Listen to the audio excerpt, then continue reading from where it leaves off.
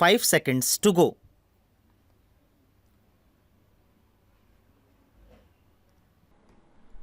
Madam Deputy Chairman, I rise to participate in this discussion not with a view to ventilate particular grievances or to secure concessions and relief in the taxation measures.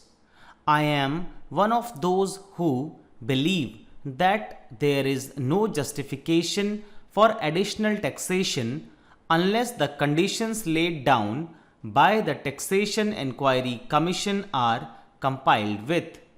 It was a commission presided over by no less a person than Dr. John Mathai, one of our illustrious finance ministers, and it laid down that there was no justification for any additional taxation unless we complied with 2 or 3 conditions.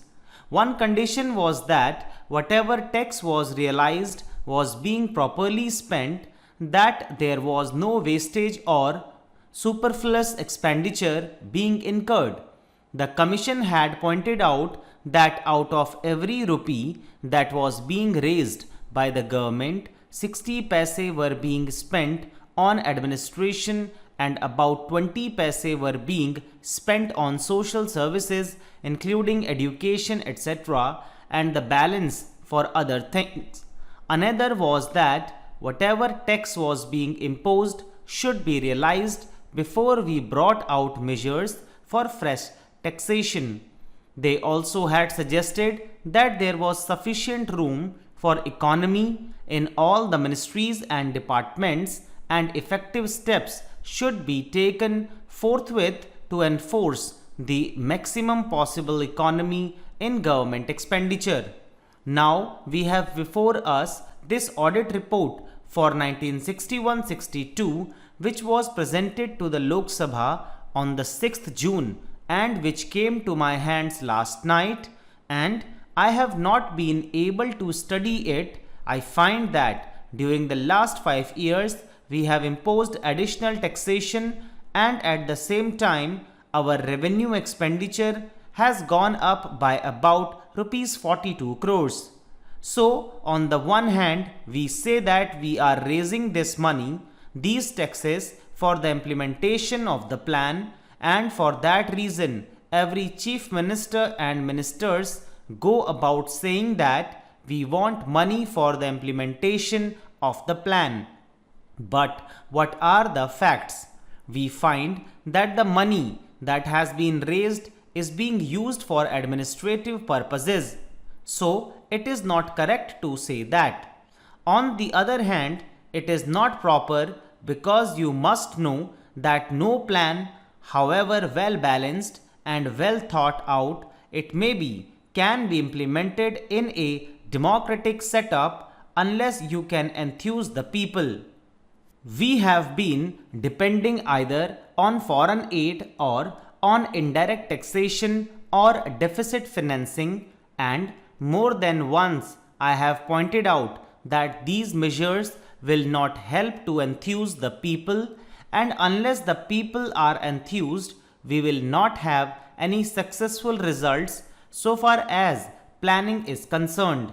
Now it is necessary, it is time that we should take stock of the situation, for we have had 14 years of freedom and 12 years of democratic rule and of planned economy. What are the results? I am not one of those who minimize our achievements. We have had some achievements which are remarkable, of which we can be proud. We have had 3 general elections and we can be proud of all this. But it is equally true that the expectations of the people remain mostly unfulfilled.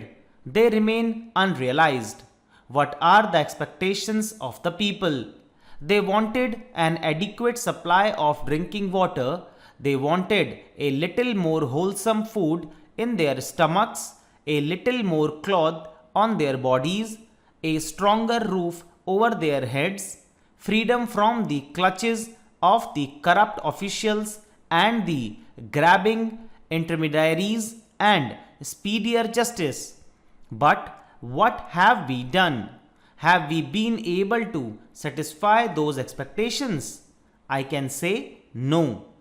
Even in the third 5-year plan, we find that all the villages have not been provided with adequate supply of drinking water. And as for food, only the other day the finance minister himself admitted in the other house that there was adulteration of foodstuffs all round. Know only that a former health minister admitted in this house that it was difficult to get any article of food unadulterated.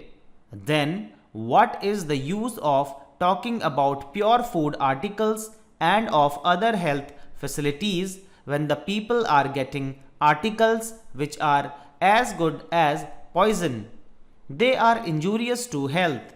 The other day, the finance minister is reported to have said that the taxation proposals did not affect the common man because he needed only coarse cloth and ordinary food. During the last 5 years, we have raised rupees 424 crores more. Including the taxation measures, this year the increase in revenue will be about 75%. Since 1956, we have raised additional taxation to the tune of 75%, and during the 5 years preceding this year, the revenue expenditure has gone up by 85%. I would like to know how much of this amount has gone towards developmental expenditure and towards social services. Stop. दोस्तों, इसी के साथ ये dictation finish होती है. पूरी उम्मीद है मुझे कि आप लोगों ने इसे अच्छे से ही लिखा होगा.